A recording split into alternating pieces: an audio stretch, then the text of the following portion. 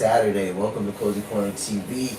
I am your host, Karen Smith, call me Q, and we are back on the corner. What's up, y'all? As you come in the live stream, hit that like button for me, say where you're watching from, say what's up in the chat for a shout out. Alright guys, so let's go over the next clips for the second live stream. We got, first up, shout out to CNN.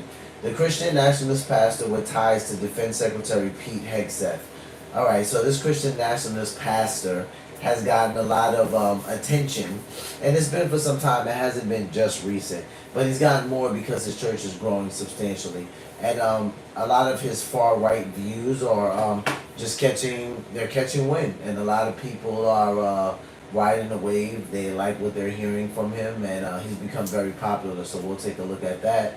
As so much as I believe he's responsible for open 105 churches, I believe they said it was. So the most recent one he's opened, Pete Hegseth visited with his family, and I believe they'll show that clip in here. We'll switch gears and we'll go over to ABL. Shout out to Anthony Bryan. Logan, junk food ban from SNAP, benefits in these 12 states. So we'll take a look at that. We looked a little bit at some of the SNAP benefits yesterday, and I said I would bring some back to the live stream today. Shout out to Anton Daniels. We are a fan of Anton over here on the channel. We should be able to buy candy, soda, and chips with our SNAP benefits. Women angry at Trump. So we'll take a look at that. Anton does a great job at covering things like that. And then we'll shoot over to Candace Owen's insane update, Brigitte, Break Lively, and the Globalized Press. We're going to finish off actually watching this. We started watching this and we left off at minute marker 33. So tonight we'll actually just finish it. I think it's about 20 minutes of it left. We might go 15 in and stop. Then we'll go back to CNN. Sources, Fort Stewart shooting suspect has disagreement with one victim earlier. So this is about the Fort Stewart shooting where an Army soldier wounded 5 other soldiers. There's some coverage on what happened prior to that happening. And then James Tellerico, a gentleman, rising star Democrat in Texas, who we've been keeping an eye on. I call him pastor politician, so we will look at some more of his sermons today. Today will be one about an Easter sermon that he did, and I believe this one was 3 months ago he did this. So this is probably one of the most recent ones we looked at yet. Let's jump into the first clip of the live stream, guys. We got CNN. The Christian nationalist pastor with ties to Defense Secretary Pete Hegseth. So yeah, we're going to see Pete Hegseth visit this church with his family. He also has security with him. But again, pastor, very far right ideas, has become very popular because of those ideas. So popular that he had some members of Trump's cabinet visiting. So we're going to take a look.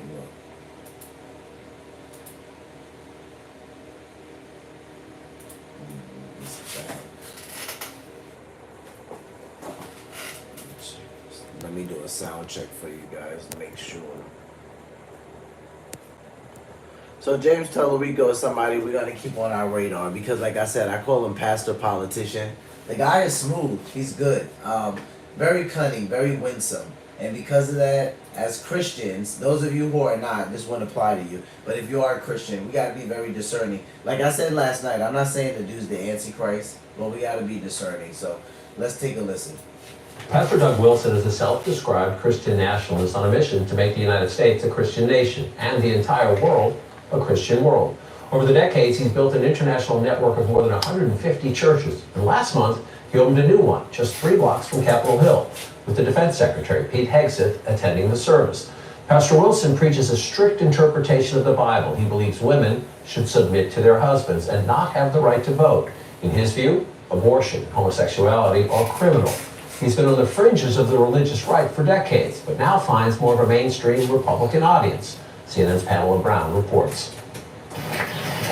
Christ Church senior pastor Doug Wilson makes no apologies for his beliefs on God and country. I'd like to see the town be a Christian town. I'd like to see the state be a Christian state. I'd like to see the nation be a Christian nation. I'd like to see the world be a Christian world.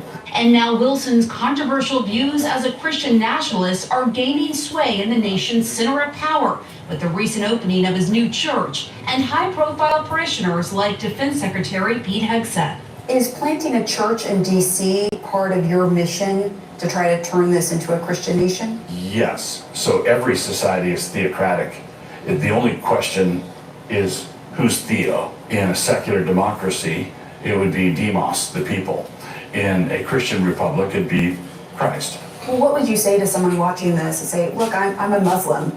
Who are you to say your worldview is better than mine, that your God is better than mine? Well, if I went to Saudi Arabia, I would fully expect to live under their God's rules. That's a But good you said point. earlier that you want this to be a Christian world. Yes. So you want to supplant their religion with your Christian. Yes, by peaceful means, by sharing the gospel. There's a lot of work yet to do.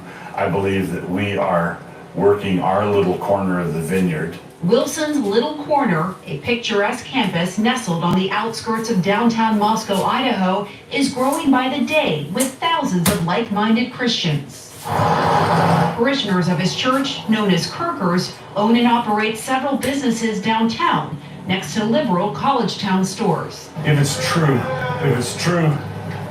Why did he yell boo? Because it's because we, good to you. yeah, well, there you go. That's a regular day for you. That's not unusual. A big focus of his Christian movement is on a patriarchal society where men are dominant and women are expected to submit to their husbands. Women are the kind of people that people come out of. So you just think they're meant to have babies. That's Well, it. They're just a vessel. No, it doesn't take any talent to simply reproduce biologically. The wife and mother, who is the chief executive of the home, is entrusted with 3 or 4 or 5 eternal souls. I'm here as a working journalist and I'm a mom of 3. Good for you. Is that an issue No, for you? no, it's not automatically an issue. Josh and Amy Prince, along with their 4 kids, moved here from Washington State. Do you see Amy as your equal? Yes and no, in the sense that we're both saved by grace. We're absolutely on equal footing, but we have very different purposes, God-given. But do you see yourself as the head of the household, as the man? He is the head of our household. He is. Yes, and I do submit to him. So like moving here I was just gonna say that. ultimately your decision. Yes. That's a great example. Wilson says in his vision of a Christian society, women as individuals shouldn't be able to vote. His fellow pastors, Jared Longshore and Toby Sumter, agree. In my ideal society, we would vote as households.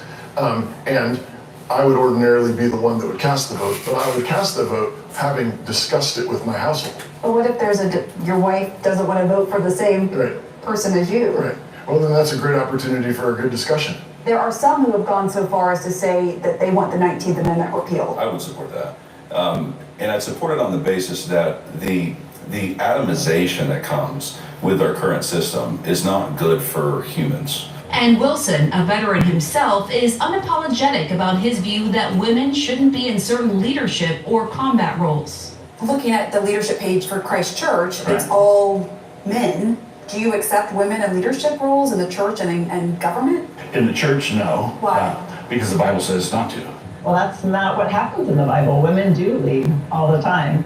Progressive faith leader Reverend Jennifer Butler is concerned about Wilson's growing influence. He is rapidly gaining in power. He has hundreds of churches established around the country. They actually literally want to take over towns and cities, and they have access to this administration. Wilson is part of a broader Christian nationalist movement making inroads with the Trump administration, with a newly created faith office led by evangelical pastor Paula White Cain, and people seen right outside the White House entrance praying and speaking in tongues. We are standing on the soil of the White House, and we are declaring your word. How precious! And now there's a monthly prayer service at the Pentagon, initiated by Hegseths, Wilson's highest level connection to the administration. It's not organizationally tied to us, but it's the kind of thing we love to see. For his part, Hegseths has publicly praised Wilson. Now we're standing on the shoulders of a generation later, the Doug Wilsons and the others. And as Wilson grows closer to the mainstream, the critics are also getting louder, accusing him and other Christian nationalists of wanting to create the dystopian world from The Handmaid's Tale, something he insists has never been his goal for society.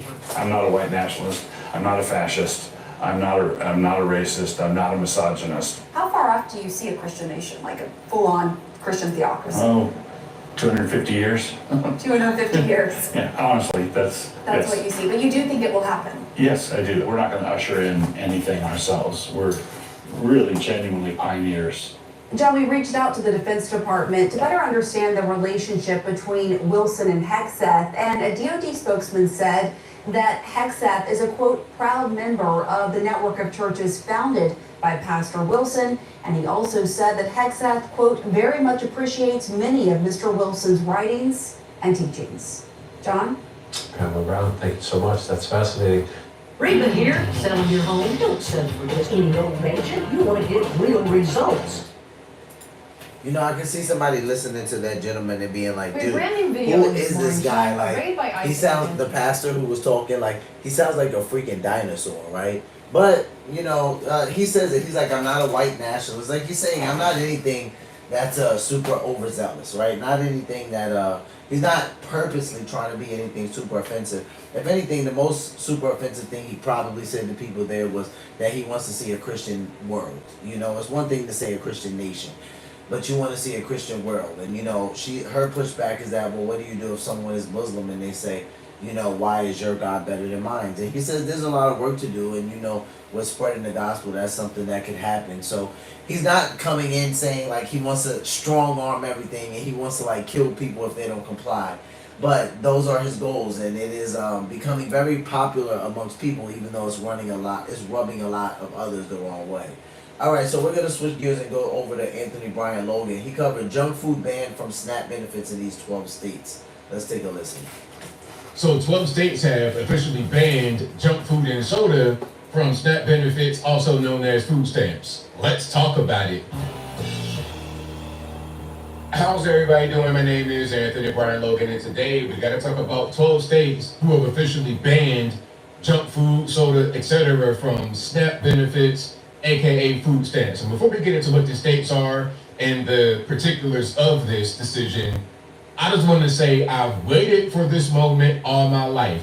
Listen, I have waited for this day right now to hear this all my life, because all my life I've seen some of the most ridiculous things in some of these carts. Can we go back to the cart from the thumbnail right quick? Can we go right back to it? I mean, look at this. Look at this. This right here is like a regular cart you would see in the Wallet World, Target, a Food Line, Piggly Wiggly, whatever you got. A bunch of colorful boxes. I don't even consider these items to be food. These are food items. These are food stuffs, but ain't no real food. Real food to me is one ingredient stuff. Okay, you got a piece of chicken, a piece of fish. You know, that is food. This right here, these are food stuffs. Colorful boxes and bags and highly processed stuff, sugar, fat, salt, and different configurations. This is not food, and really all of this shouldn't even really be eligible to be purchased with SNAP benefits, aka food stamps. Now we got a few states. We go back to this view right here. What is food rolls? So it says August 2025. We got a few states that have received a waiver. So Arkansas, Colorado, Florida, Idaho, Indiana, Iowa, Louisiana, Nebraska, Oklahoma, Texas, Utah, and West by God, the West Virginia, my original home place.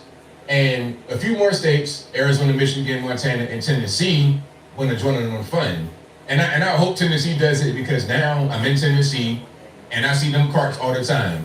I hope that they're able to get this passed, not because I have contempt for poor people. I'll talk about that a little bit later, but because I want to see these poor people do well. I want to see them be healthier. When the government provides them these carcinogenic, diabetes-causing foods, that's not aiding in their well-being. That does not suit their best interests. If they want to buy those things on their own, with their own money that they make from whatever they do, then that's fine. I have no problem. I don't think they should, but... And based on what we saw last night with RFK, we know that RFK probably feels the same way, right? Well, we know for sure that he does, because RFK was the one who said, you know, if you want to buy a sugary snack, you should be able to. You have the right to, but that doesn't mean that the taxpayer should pay for that, right? So they're not gonna starve people on SNAP. They're not gonna because then it would defeat the purpose of the program. But basically, what they're saying is that Gatorade and Red Bull and Pepsi is not something that somebody on Snap even needs, right? They're doing, and I'll talk a little bit more about this, but well, probably not, because they're doing. We can see what they're doing. They're making the program as undesirable as they can make it. Now, they are saying it's for the disabled and the vets, and who knows, maybe if you're disabled and a vet, they'll have some way to where they can track that, and maybe you are entitled to some things because you're disabled and or a veteran. But if you're not, and you're an able-bodied person that's just been on it for the time they're going to allow, it's a good chance they're going to make the program as undesirable as possible, because that's going to make anybody say, you know what, I'm just going to go get my own money or something different so I can just buy a freaking soda if I want it, or if I can just buy candy if I want it.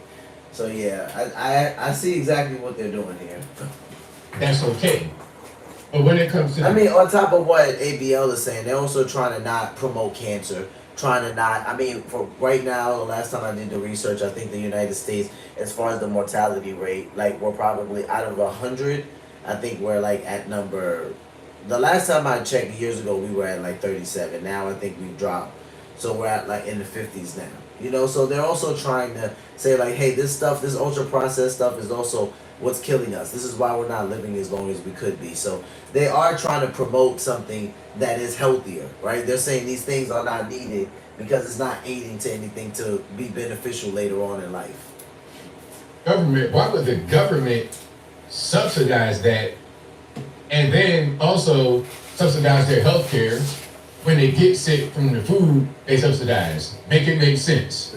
And before I go any further into it and get any more triggered, let's go ahead and get to an article and the video. This is going to be on Snap News. You see what it says, 12 states.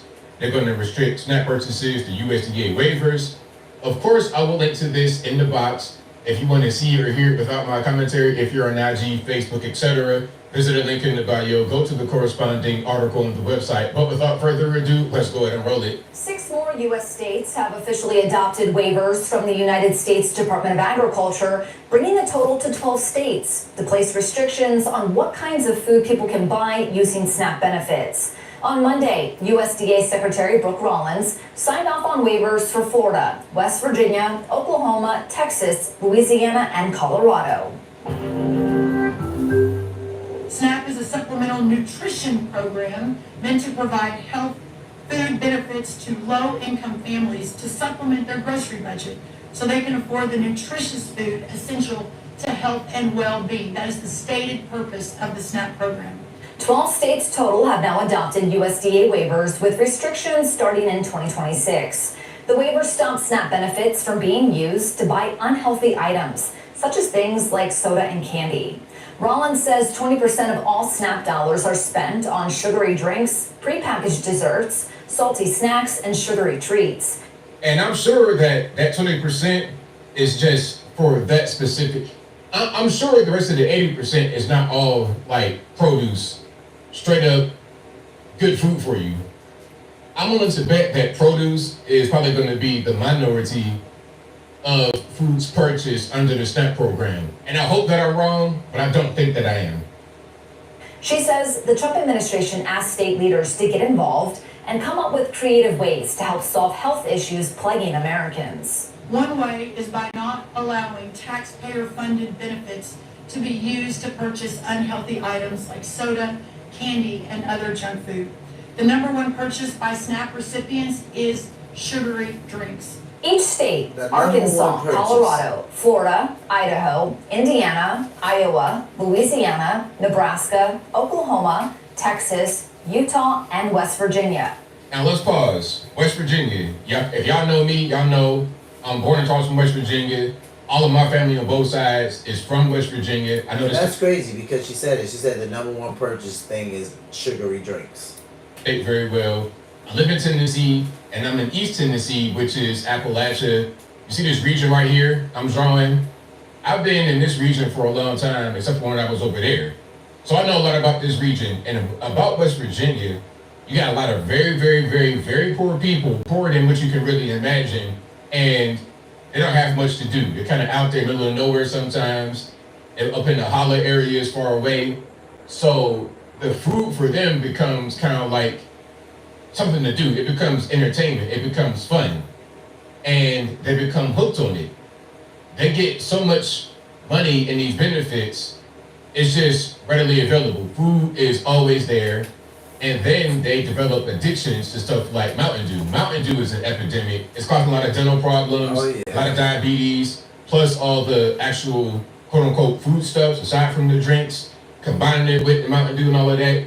You're creating a health problem in the state to the point where you're almost at a 50% obesity rate in the state. Half of the state, 1 out of every 2 people talking about obesity.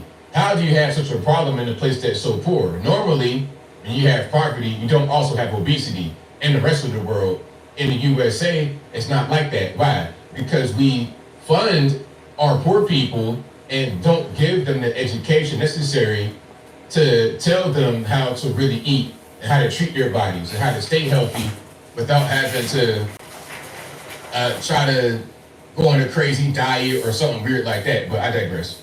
We'll decide how exactly to enforce these new rules. In all 12 of the states that have waivers in place, people cannot purchase soda or sweetened drinks using their SNAP benefits. Some states, like Louisiana and Florida, have restrictions against using SNAP dollars for not just soda, but also energy drinks and candy. Other states, like Arkansas, won't allow SNAP dollars to purchase all the above. Plus, also fruit and veggie drinks with less than 50% natural juice. Prior to the waiver, SNAP recipients could buy anything except alcohol, tobacco, hot and prepared foods, and personal care products. For Shade Arrow News, I'm Lauren Keenan. If you want more on this story... All right, so there you go. Shout out to them over at, what's that, Shade Arrow News. Shout out to Shade Arrow News. And shout out to RFK, Brooke Rollins, and everybody else making this possible, allowing these states to exclude certain things from SNAP benefits. And to go back to what I was saying earlier, someone's going to say, what about choice, ABL? Just because you're poor does not mean you should not be able to eat a candy bar. Like, don't do that guilt trip on me. I'm not saying that. If you're a poor person, you should be able to buy whatever you want to buy that's in the store. However, that does not entitle you to have that thing purchased for you with my money, with our money, with the taxpayer money. And it's not even about trying to be, it's not even about having contempt for poor people. It's about, we want to do what's best for our citizenry. If someone is in need of our help, then we should help them in a genuine way, not in a way that just pacifies them, okay? You're in a bad space, you're poor, you're hungry, you need nutrition. We should be able to give you, for a time, nutrition, not just whatever you want. Nutrition is not a box of honey buns. Nutrition is not a whole case of Mountain Dew. That's not nutrition. That's actually going to send you to the hospital quicker. It'll make you obese. It'll make you miserable. And if we're here to help you, then how is that helping you? It doesn't make any sense at all to me, but I think I'll leave that right there for now. And what say you? What's your opinion about those 12 states getting the waiver that will allow them to ban certain foods from being purchased with SNAP benefits? And when I say food, I use that term very lightly, but whatever your thoughts are, let me know in the comments below. You guys know where I'm at. As I said from the beginning, I've been waiting for this day my whole life. My entire life, I am sick and tired of seeing these ridiculous carts with all kind of garbage all the time. Whenever I go in Wally World, right around EBT cart refresh time, the end of the month to about the 5th of the first month, the 31st to the 5th. I'm tired of your carts. I'm tired of your garbage. I've had enough.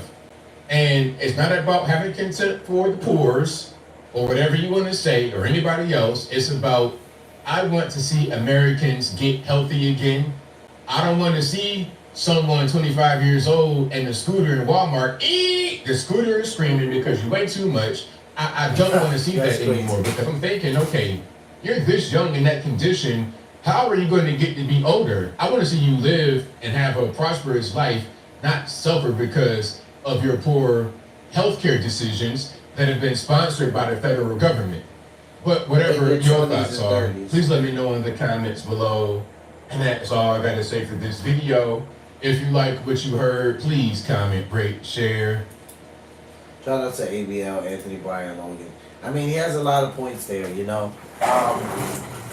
He said it's not about having contempt for the poor, because some people could take it like that. Oh, you know, you guys are upset that some people actually need help. So this is one way that you're punishing us. I wouldn't look at it like that.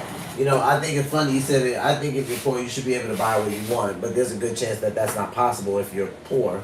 But I get what he says. It's not about taking away choice. But to the point that he makes, honey buns, fudge rounds, and Swiss rolls, and like Tostino's little pizza pockets, and all of that other ridiculous stuff that's like for an apocalypse because it's just that bad for you, and it can stay in a package forever. That stuff's not nutrition. That stuff's not gonna help anybody live longer. I know exactly why Anthony Brian Logan said he's been waiting all his life for this. I'm someone who has seen people abuse this system as well, so I'm not one of those people that stand on the sidelines necessarily cheering that people can't buy, Fruit Loops. But, at the same time, I look at it like, well, if you fall on hard times and you need the help from the government, then that's what you have to deal with. And I say that as someone who, I've talked about this on my live stream before. Like, I've always been very stubborn in that area. I've never wanted government assistance. There's been times where literally I've fallen on hard times and I found myself looking or in the middle, in between jobs, and my mom would be like, why don't you get on unemployment? I would be like, no, absolutely not. And even if I did, I definitely never got any food stamps. So, and the time I was on unemployment, I think I was on it for probably about I think it was 60 days, maybe 90 at the max. And yeah, I just couldn't take it. Like at that point, I just got something just so I could get off of it. Because you have people like that. I grew up watching people utilize the system a lot. So that can do one of two things to you, right? It can either make you have a mindset where you're like, oh, I'm going to do the same thing that I'm seeing. I'm going to be a product of my environment. Or you flip to the other side like I did. You're like, I absolutely cannot stand government assistance. I don't want it. I don't want anything to do with it. I will do anything to avoid it. And it's not that you're too proud and you won't accept it. It's just, if you're anything like me, maybe the trust for your government is not super high. So you're just like, yeah, I don't want anything to do with that. And that's kind of where I fall. All right, so we're going to switch gears and go over to Anton Daniels. Shout out to him. We should be able to buy candy, soda, and chips with our SNAP benefits. Women angry at Trump. This is hilarious. Let's take a listen. I'm so dumbfounded right now. There are people that genuinely think that people who use EBT don't deserve soda, candy, or desserts. You're gonna tell me that my daughter doesn't deserve a popsicle? You're gonna tell me I don't deserve to get brownies? You're gonna tell me I can't have Dr. Pepper with my dinner?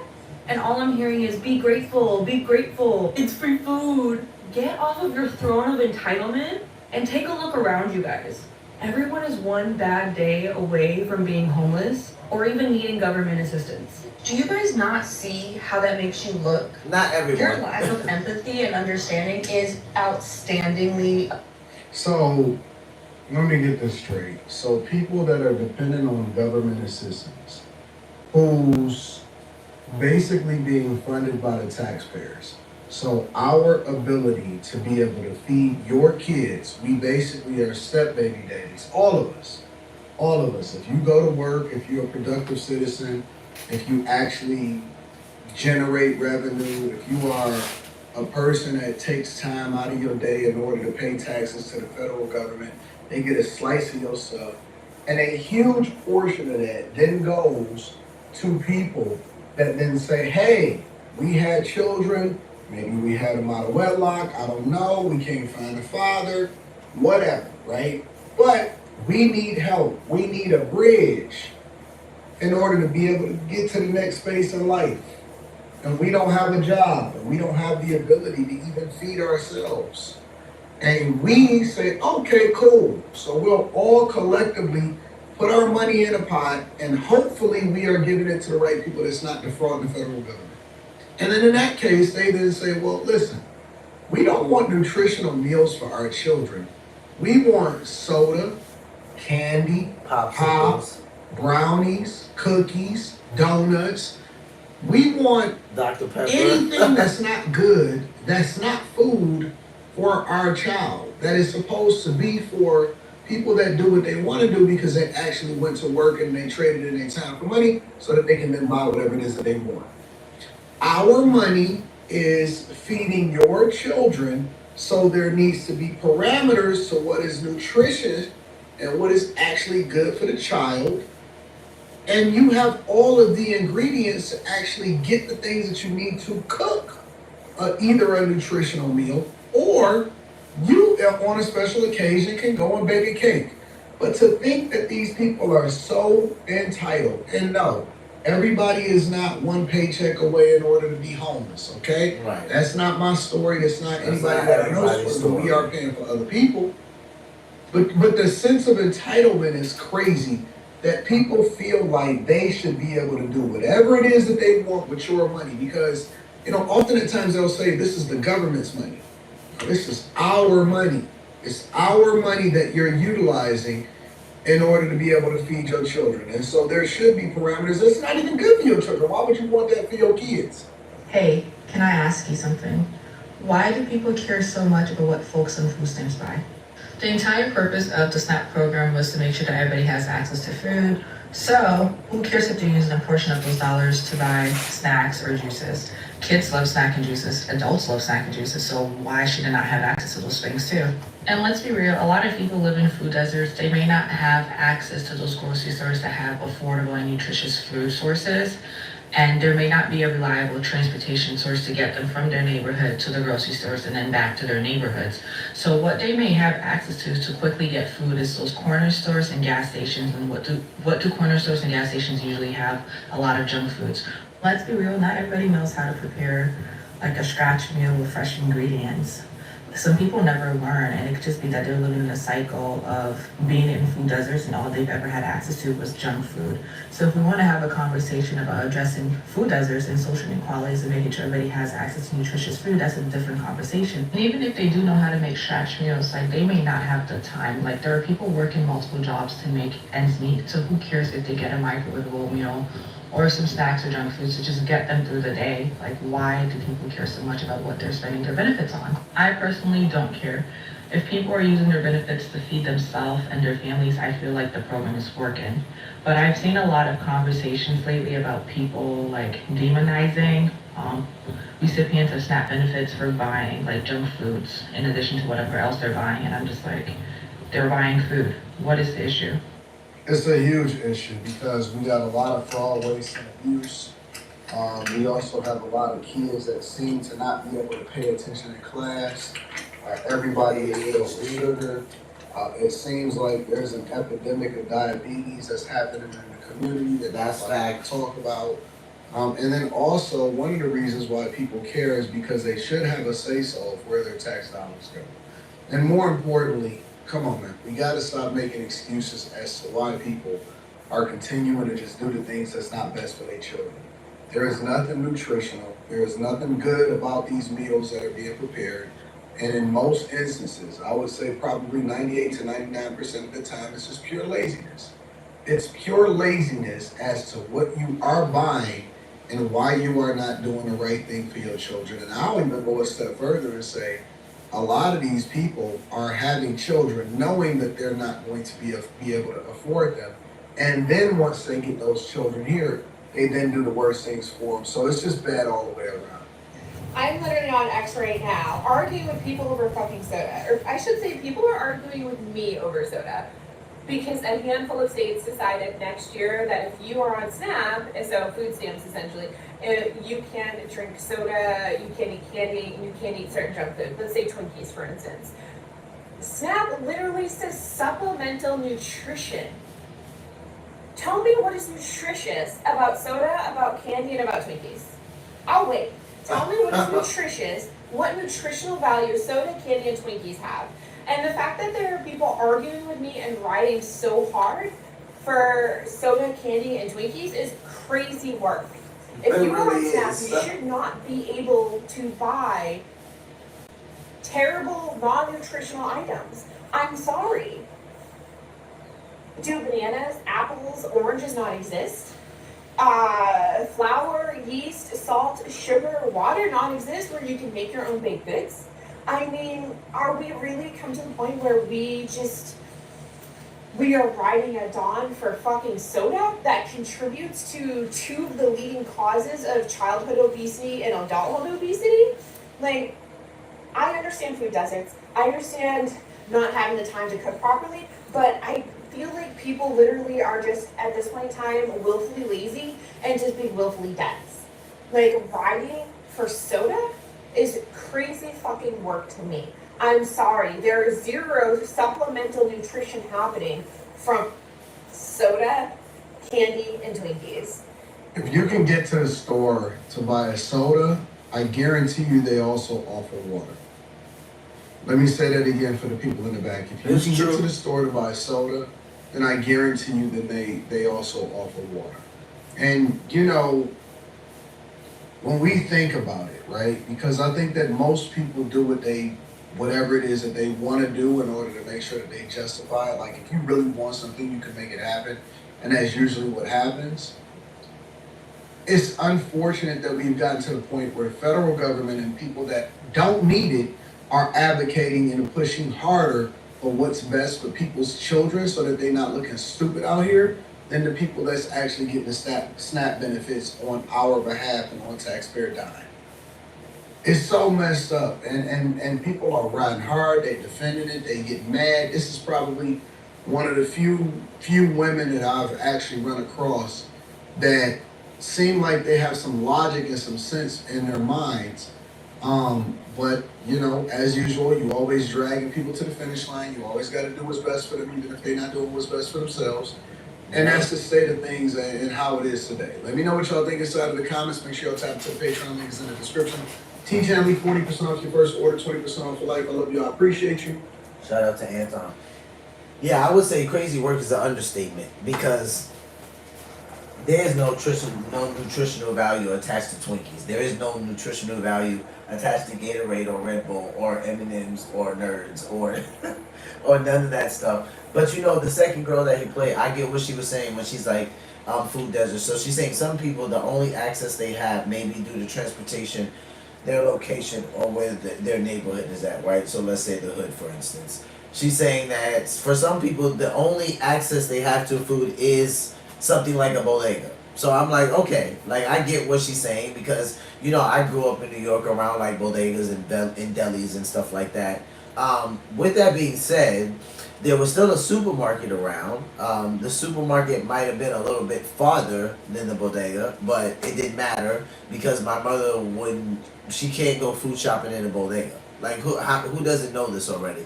You can get certain things from there, and now you got some people that will push back because especially if you're from like New York, Philly, Chicago, and like we got bodegas all over the place. So you'll be like, nah, I can go to the bodega and I can get like flour, I can get weave, I can get hairspray, I can get vegetables, and it's true. But you can't get every single thing there, right? Some places even go hard and they got like a deep freezer and you can get meat. Again, it's still not the same thing as going to like, I don't know, Acme, Whole Foods, Trader Joe's or whatever. It's different. So I get what she's saying when she's saying this is the only access they might have, but then at that point, there needs to be another option. We need to figure something else out because we can't go food shopping at the bodega. We can't go food shopping at the deli. We simply can't. We can't always eat lunch meat. We can't always have processed meat, right? So I get what she's saying, but also with this young lady saying like she just feels like it's an excuse. I can see both sides of it because a part of me is like, no, you need some kind of ride share, some type of friend, family member, a mom that cares about her grandchildren, somebody that can tell a person from church, somebody that can take you to the supermarket. Because you need to get these babies nutritional real food. You need to get your family nutritional real food, right? Not shopping at the bodega every other day. All right, guys, so we are going to switch gears now. We're going to go to, what did I have next? I closed that one out. Let me read something.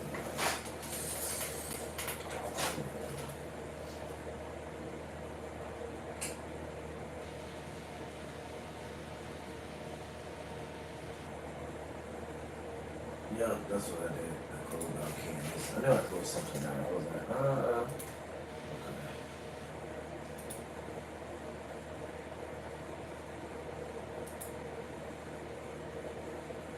Okay, so that's the full shooter.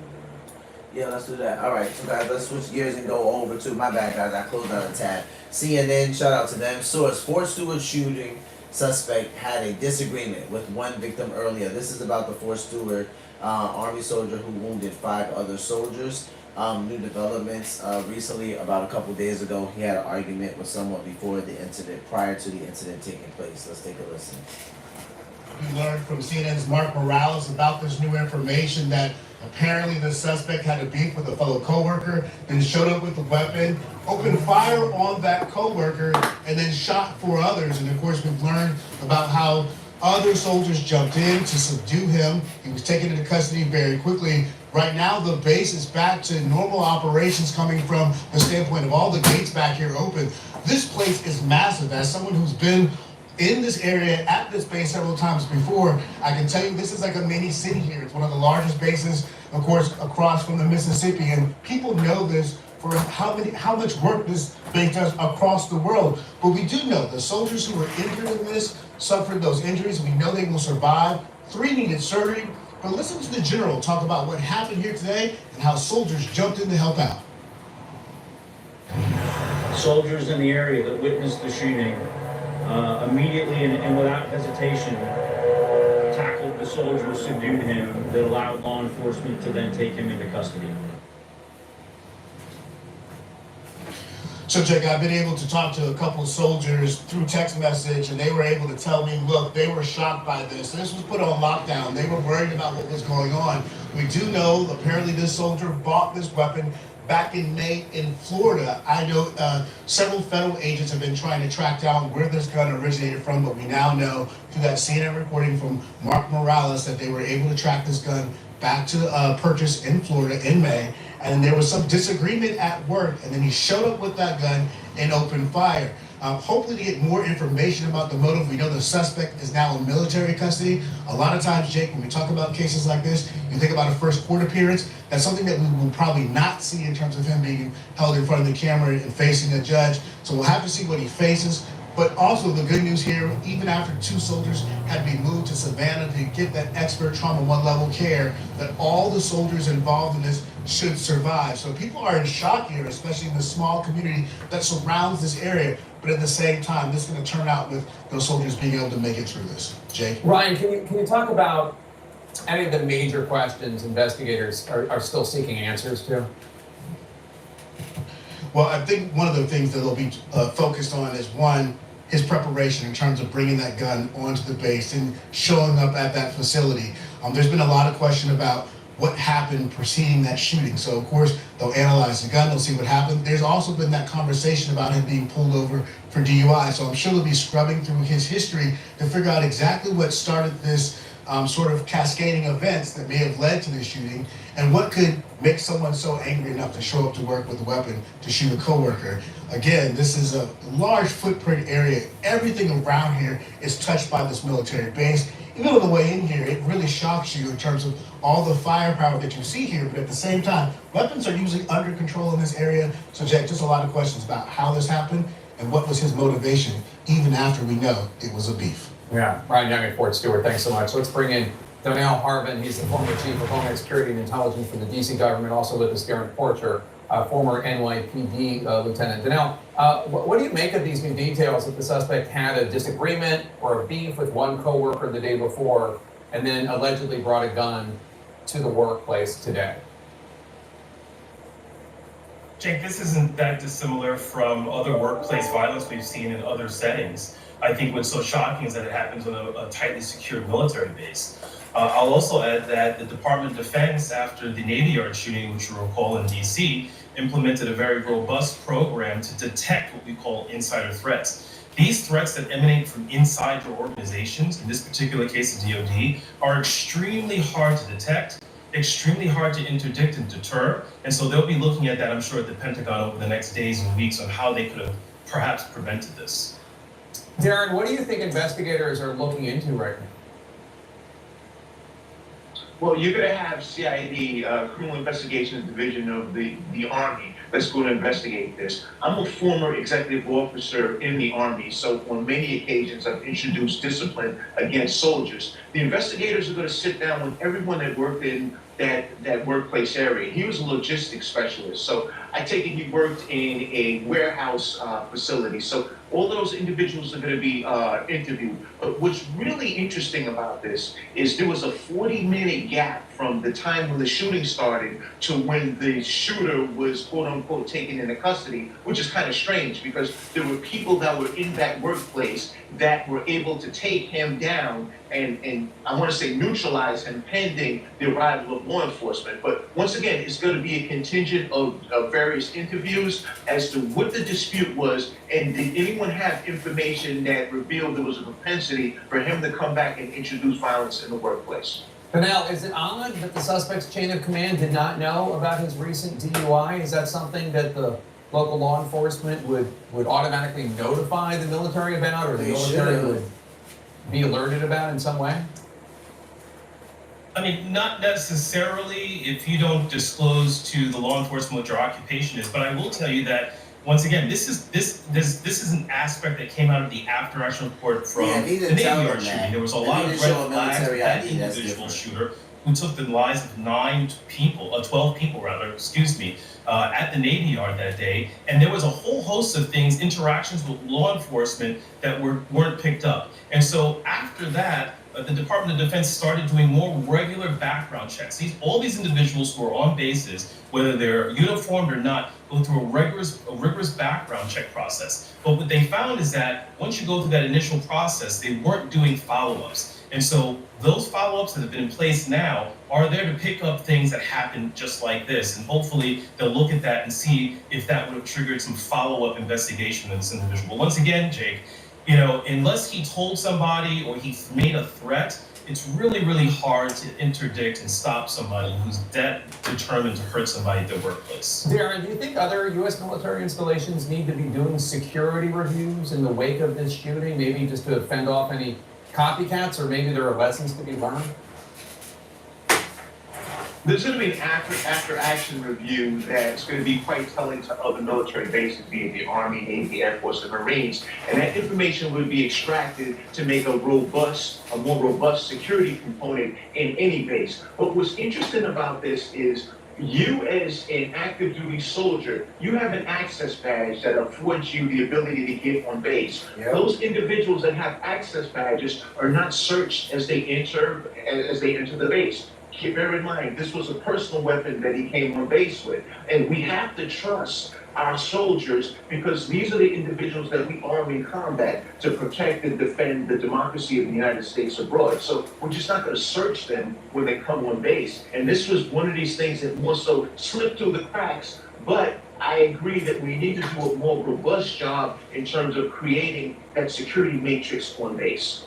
All right, Darren Porcher and Danelle Hardin, thanks to both of you. Unfortunately, this is not the first time a deadly shooting took place on a U.S. military base. Yeah, unfortunately it's not. I'm going to stop that right there. You guys can head over to CNN. Title is The Source: Fort Stewart shooting suspect had a disagreement with one victim earlier, and that was 2 days ago that they covered that with Jake Tapper. No, that was 3 days ago that they covered that. So you guys go over there and give them their due views. All right, guys, let's switch gears. Shout out to Candace Owens. Candace has been talking about, this was 2 days ago, I believe, 2 days ago, and saying update Brigitte, Blake Lively, and the globalized press. So Candace has been talking about Brigitte these first 33 minutes. I'm going to go back a little bit. I would say probably to about like right here when she tunes into another host of another podcast talking. And we'll probably go about 15 minutes in. Then you guys can head over and give Candace her due view. So I'm not going to start this from the beginning because I think it was 2 days ago is when we first covered it on a live stream. So let's take a listen. $. Huh? The most views I've ever seen the Free Press get. When people are reading her, right? It's always the data that we can't see. Apparently, yes, there's been a collapse in support for Israel. Apparently, yes, literally every person who has a platform that is pro-Zionist has lost support and lost views. But Barry's musings, her writings, her monthly updates, or whatever it is she's sending to people, they're paying for it. And to the tune of the company is worth $250 million. Huh? The most views I've ever seen the Free Press get, okay, is this week when they announced the valuation, because everybody's reporting going, what's going on? Like, this is so fake. Hand of Midas stuff happening right here, okay? She should, if we actually lived in a meritocracy, she should just be failing. If this was actually the free market, nobody's buying right now, her business should be going under. But instead, she's selling over $250 million. And people are looking. Apparently they're saying Larry Ellison is interested in buying. That's what the press is alleging. Okay, Larry Ellison of Oracle. They're laughing at us. Anyways, I want to show you this really funny clip of Tim Dillon making fun of this. Yes, Tim Dillon was just on the show. Take a listen. I mean, unless we're all completely wrong here and that Jeffrey Epstein was not at all connected to the Mossad. But it seems it was. It seems he was. So again, it would call into question this relationship that we've had with our, quote, greatest ally for a very long time. That can't happen. I don't care how many, Barry Weiss, whose company is, sold now, is going to sell to CBS for $3 trillion or something. Larry Ellison's son's buying the Free Press. The very important Free Press blog that is on Substack is worth $250 million. And I like Barry, but the one that gets like 7,500 views on YouTube, that powerhouse conglomerate media company's worth $250 million. By the way, so the Tim Dillon show's apparently worth $1 billion. Hello, Miriam! Where's my money? $300 million, $250 million for Barry Weiss's blog, in which she interviewed megastar Ross Douthat from the New York Times about why conspiracies have taken the hold of the American mind. And Ross goes, well, the thing about conspiracies is there's an element of truth. Not in this one. There's not an element of truth. It's all truth. It's all the elements of all of the truth. It's not a kernel of truth. It's lots of kernels in a bag of popcorn. But this is what, and every article now is like, why are conspiracies, the minds of people are being warped, they're melting because of the conspiracy. So, again, and everyone talks about, everyone's like, oh, the grift is to go against Israel. It's like, clearly not. The grift is $250,000 for the blog, for your blog. Yeah. By the way, God bless. Nice woman, sweet, charming woman. Her and her wife, lovely people, no issue with them directly at all. They don't like me anymore, which is fine because, again, you're on the team or you're not on the team. You criticize one thing, you're off the team. He nails it, okay? Are we supposed to actually believe that the free markets are not an illusion when we learn that Barry Weiss's failing company is potentially going to be purchased by Oracle, or by Larry Ellison, rather, maybe in his own personal capacity? Why? Why would he be looking at Barry Weiss at all in the Free Press? We can see with our own eyes. We're arriving at that point where they're telling us not to believe our own eyes, right? Not to believe our eyes. Barry Weiss is really just as talented, and she's just as brilliant. Don't believe me? Go watch her interview with Joe Rogan, because then you won't believe me at all that she's brilliant. It's completely ridiculous. This is what I say. We're noticing this trend, and it's always these people that are super committed to Israel in every regard. And they just get pulled up through the ranks and we're told they really were just that genius. She really is worth $250 million. And yeah, the real grift is that. It's LOL to people that think that the grift is being anti-Israel. Are you kidding me? People get fired, harassed. Students, they're hunting down students who are going, okay, maybe don't wear an IDF shirt to the gym when they're conducting a genocide. They're like, this person's life needs to be ruined. That person in the future will be considered a hero. I believe that. All of these people that are supporting this will be considered worse than Nazis, to be honest with you. But as we await that, this is a moment. We are facing this moment where we have to ask ourselves, is anything real? And I think the answer to that is obviously no. It's almost like in the West, they just wanted us to believe in our own freedom, right? And they're turning us all into employees, it's a new kind of slavery, thinking that you can achieve and work yourself off the plantation, work hard, but at the end of the day, no, they're in control of all the companies. And if you do somehow create something that is worth something, they're going to buy it from you, like they're going to offer you a huge check to go away because they have to own everything, right? Or, as happened with the Bitcoin stories, a lot of Bitcoin people, or I should say cryptocurrency people, ended up dead in mysterious circumstances, and because they represented some sort of an existential threat to their monetary system. But this is not looking good. I'm done being told to believe that people who are objectively stupid, okay, or are objectively not successful when you look at the numbers, the sheer numbers, okay, are actually incredible. They're actually achieving greatness to the tune of $250 million. Anyways, further on the topic of everything being fake and gay, and how all of this really is connected and really is a challenge for us to recognize that we are at war with our press. This has been the importance of the Blake Lively lawsuit. People, why are you covering this? Are you crazy? This is exactly what it is that we're talking about. Okay, a couple goes to the New York Times amongst their powerful elite friends and says, hey, I just kind of want the publishing from this guy, Justin Baldoni. And so we're just gonna make up this narrative. Do you mind writing this article, Megan Toohey? Yeah, one of the people who launched the Me Too movement. Do you mind just writing this article? Because that works typically. Just companies get completely sunk and they have to sell really quickly if we just kind of smear them with the idea that they're rapists. And the New York Times said, yeah, sure, that's not a problem. And they released this article. And the only takeaway you can have as a reader was that this guy was the biggest creep ever. Justin Baldoni was the biggest creep, porn addicted, can't stop talking about sex, tried to cop a look of her boob while she was breast pumping, because I guess that's very attractive, machine wearing, and they couldn't stop. He's just crazy. And poor Blake, she's a survivor.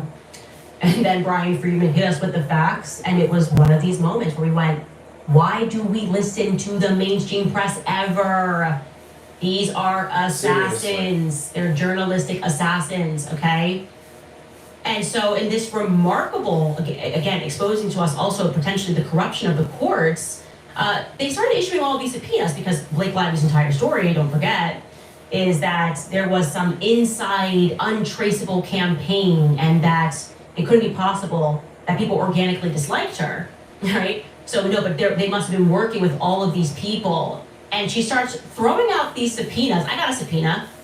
I didn't even know Justin Baldoni's name last year. I got a subpoena. How am I part of this untraceable campaign?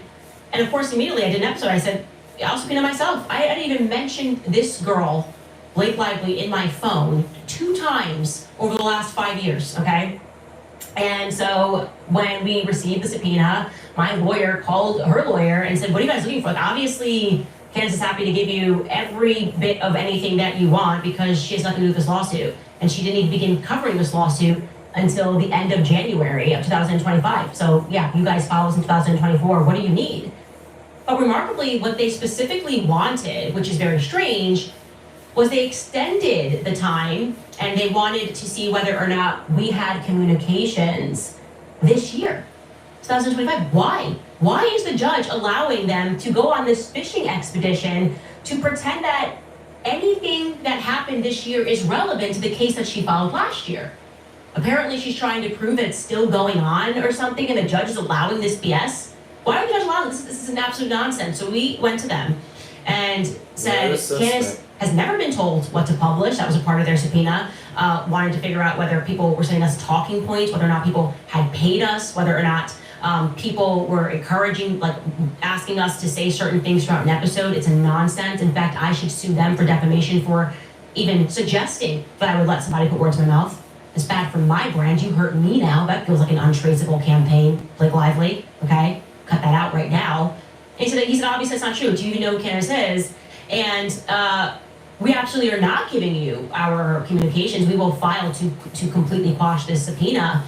And we will win because we will cite reporter's privilege. You know that Candace went out and said, if you have any tips, send it to her line at tips@CandaceOwens.com. You know that she then began receiving tips. So what are you trying to do? What game are you trying to play? Are you trying to find a communication and then try to trot it out as PR proof? Oh yeah, no, Candace, see, they were all involved in colluding in February of 2025 after we filed our lawsuit?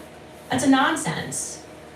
And they had a friendly conversation, the lawyers had a friendly conversation, and they asked us not to file the quash until they could see they filed some motion whether or not they could win on forcing the the defendants of this case, Brian Friedman and co, Justin Baldoni, to have to give their communications so that it won't actually involve me at all, meaning we can get them, they will be subpoenaed and they will have to turn over their communications rather than including you.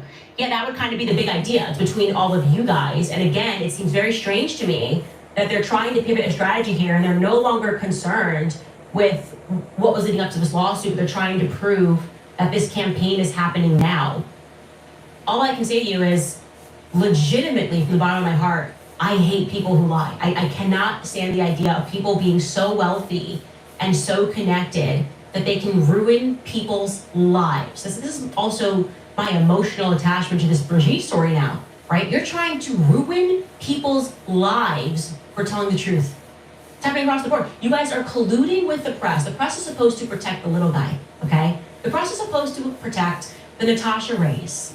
The press is supposed to protect Xavier Poussard. The press is supposed to be outraged at the idea of a president, a sitting president with all of the power and the press in his pocket, filing a lawsuit against a mom reporting on events in her home. But they're not, because they are part of the elite, okay? Like I said, they are trained. They have never been a separate entity. There is no such thing as the fourth estate. It is all a part of the estate that has been built to delude us into believing that we are receiving information, to delude us into believing that we are a part of some free market system. Nope.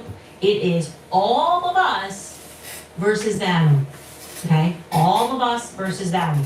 And all of these cases matter. Like, we are at the gates and we have to fight like hell. That is a reality. We have to fight like hell because we are really, in my viewpoint, the last generation that can, right? If we don't stand up, our kids are going to inherit this. And I keep saying that to people. Be brave, okay? Send us the tips, tell us what we need to know, tell us where the bodies are buried, and I will report on it. We have to be brave. They want us not to be brave. That's why they're giving us all this distraction, technology, social media, breeding weak men. They want everybody to be homosexual, right? That's another element of this. They want men to behave like women while telling women that they're going to find happiness behaving like men. You women, you go to work. Men, you be more effeminate. All of that is a part of what I believe to be a broader strategy to effectively weaken our societies, so that even if they go full mass down and say, yeah, sexual perverts are running the world, we are not going to have it within us the courage to fight these people. That's it. Well, I can't say that Candace is lying there. I kind of agree with her there on a lot of points. I don't agree with Candace on everything. Some people, like, I've had people leave comments, and as you guys know that are long-standing with my channel, I'm probably just gonna like them just simply because I like the fact that you have an opinion, that you're bold enough to even state your opinion. It doesn't trigger me in any type of way. I don't feel like, oh my God, I shouldn't have did that live stream. My mind doesn't go there. I don't agree with everything that Candace Owens subscribes to. I do agree with her on a lot. We probably have the biggest difference when it probably comes to something with Israel, and I wouldn't say like I'm drinking like the United States of America Kool-Aid. I would say more of my standpoint probably comes from scripture. But other than that, like there's a few other things that she might touch on where I'm like, I don't know, Candace, but nothing where it's like aggressively just flat out like, no, she's a liar, I can't stand her, I hate Candace. But you have people that are like that, and you're entitled to your opinion. But she makes a great point about making the nation weak in that, the things that they're saying, like women will enjoy life better if they're men, and men will enjoy life better if they're feminine, and they're not doing things that men have traditionally done, and women don't have to be traditional women and stay at home. Not that staying at home is the most fulfilling or going to work is the most fulfilling, but I get what she's saying when she's saying these are tactics that they are putting in place. These are seeds that they are planting. So later on, even if sexual perversion runs the world, we won't be strong enough to fight against it. I think that she makes a great point there. All right, guys, so we're going to end the live stream with a couple minutes of a clip from James Tellerico, rising star Democrat from Texas. Pastor politician is what I call him, and is what they also call him. I say that we have to be discerning and keep an eye out for certain people in the body of Christ that, or maybe certain people that just speak about Jesus in a certain way, and maybe their theology is a little suspect. Maybe they're coming from a great place, but it's good but not godly. So I just want us to be discerning of those things. So as Mr. Tellerico's popularity continues to grow, I continue to keep watch on just his sermons, his theology, what he's talking about in reference to God, because on the public square he says this often, and he's being now associated with that, right? Like God-fearing politician or God-fearing Democrat. So let's take a listen to this Easter sermon Mr. Tellerico did a couple months ago. I believe it was 3 months ago he did this. It's strange celebrating Easter without Dr. Jim. I've celebrated every Easter of my life with Dr. Jim. I know he wishes he could be here, but he's resting and preparing for his operation. When he first went into the hospital, I sent him a message asking if there's anything I could do for him. I thought he'd ask me for something easy, like picking up food or picking up something from his apartment, but instead he asked me to give the sermon on Easter Sunday. That's like an accountant asking you to fill in for them on April 15th. This is the biggest day of the year in the preaching biz. And I've still got a year left of seminary, so I'm not even qualified to give the Easter sermon. On top of that, I'm in the middle of the legislative session, so I'm overwhelmed and sleep deprived. A year left of seminary. But the more I thought about it, the more I realized it's appropriate for me to fill in on Easter. This entire church community has had to fill in during Dr. Jim's absence. It's a little like the first communion, the Last Supper, when a beloved teacher tells his students that he won't be around for much longer and that they'll have to carry on the work without him. Easter is all about filling in and carrying on. In the face of trials, in the face of suffering, in the face of defeat, we rise. In the face of death, we are risen. Religion is not just about other people who lived a long time ago. I'm really not sure what use that would be. Religion is about us in the here and now. Paul, our earliest Christian writer, clearly thinks resurrection is not just something that happened to Jesus, but something that happens to all of us. Not just something that happened 2,000 years ago, but something that's happening all the time. Einstein said there are two ways to live your life. One is as though nothing is a miracle. The other is as though everything is a miracle. Being religious is living your life the second way, as though everything is a miracle. So what does the miracle of the resurrection mean for us in the here and now? Well, we can't understand resurrection unless we understand crucifixion. There is no Easter Sunday without Good Friday. So I got in a little bit of trouble last year when I said that Christian nationalists have taken Trump as their new Christ because he's everything the first one was not. Jesus was poor, Trump is rich. Jesus was meek, Trump is strong. Jesus lost, and Trump is obsessed with winning. That last part got people really mad. So many of our fellow Christians couldn't understand why I would say Jesus lost. In our scripture reading this morning, Jesus' top student makes the same mistake. Peter, the lead disciple, the rock on which the church is built, misunderstands what Jesus is all about. In the first century, the Jewish people were oppressed by the Roman Empire. Peter had an expectation of what a savior would do, what salvation would look like. He expected a warrior who would violently overthrow their oppressors, a general who would deliver a decisive military victory, a king like all the other kings. But in Matthew 16, Jesus pulls a bait and switch.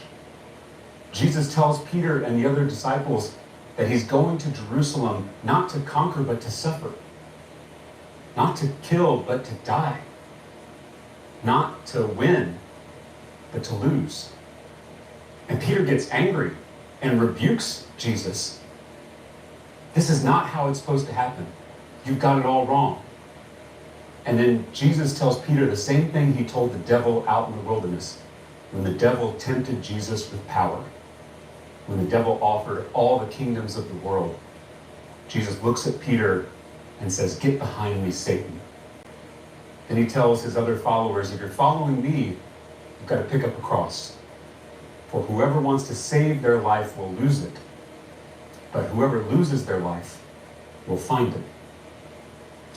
So much of our pain comes from trying to hold on to things that are impermanent. When I was little, I learned to swim at the Wells Branch pool, just a few blocks from here. And I remember my swim teacher telling me, don't hold on to the water. Let the water hold you. She was trying to tell me to let go, to trust.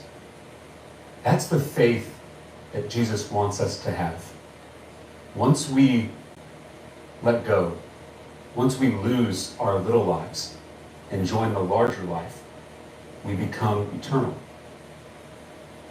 Losing is fundamental for Jesus. There is no Easter Sunday without Good Friday. And on Good Friday, Jesus lost his reputation, lost his ministry, lost his friends, lost his life. And then on Sunday morning, we remember the only way to win is to lose. This was unpopular in the first century, and it's still unpopular today. Today, Christian nationalists reject what they call loser theology. Joel Webben, a Christian nationalist pastor up here in Georgetown, said, "We cannot afford to be divine losers. We need to win. I want to win. I want to reward my friends and crush my enemies." Sounds a lot like Peter. I mean, aren't we all tempted by power? Don't we all yearn for control? We all want to ride a war horse, but Jesus rides a donkey. We all want to pick up a sword, but Jesus picks up a cross. We all want to be a lion, but Jesus is a lamb. We want to crush our enemies, but Jesus calls us to love our enemies. It's because we want to win the game. Jesus wants to change the game. Think about our modern world. The people at the top, the Elon Musks, the Rupert Murdochs of the world, work so hard to keep us angry and divided because our unity is a threat to their wealth and power. So their social media algorithms and their cable news networks tear us apart. It's the oldest strategy in the world, divide and conquer. They don't care if we hate them as long as we hate each other. But by refusing to be divided, by staying in relationship with each other, we keep alive the possibility of a different world. Loving our enemies allows us to listen to each other, to learn from one another, and ultimately come together to take power back for ourselves and our communities. Love has always been a threat to the powers that be. Jesus is not asking us to be passive. Love is not passive. Love is not neutral. Love is not weak. It's true, you can't fight fire with fire, but you also can't fight fire with a dripping faucet. You fight fire with a frickin' fire hose. Can I say frickin' in church? I just realized, okay. It's better than the alternative, I guess. Jesus didn't spend his life passively accepting evil. Jesus didn't stay in Nazareth. He went to Jerusalem, the seat of political, social, and economic power. Palm Sunday was not a parade, it was a protest. Overturning the tables in the temple was an act of civil disobedience. Crucifixion was the punishment for rebels. God didn't invent the cross, Rome did. If you don't think Easter is political, then reread your Bible. Because during Holy Week, we Christians should be asking ourselves, what tables still need to be overturned?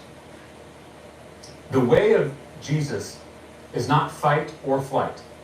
It's a third way, the way of nonviolent resistance. a way of confronting violence without mirroring it, a way of extinguishing evil with love. Love not just for our friends, but for our enemies too.